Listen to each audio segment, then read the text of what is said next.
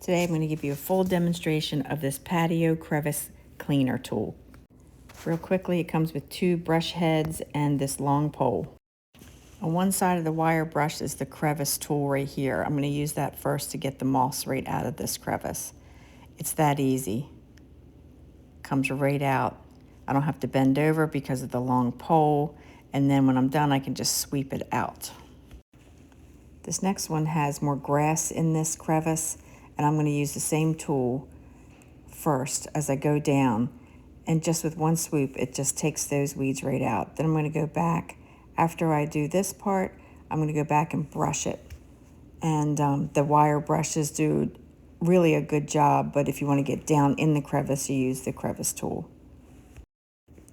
Here's another demonstration of just getting the moss out of this crevice. It's just so easy. Usually I get down on my hands and knees, I have a butter knife, and I go ahead and do all these crevices, and then I brush it off, but this just makes it so much easier because I can stay in the standing position and not kill my knees or my back as I do it. I would definitely recommend this tool for anyone who has a patio or stepping stones that you want to clean the crevices out in.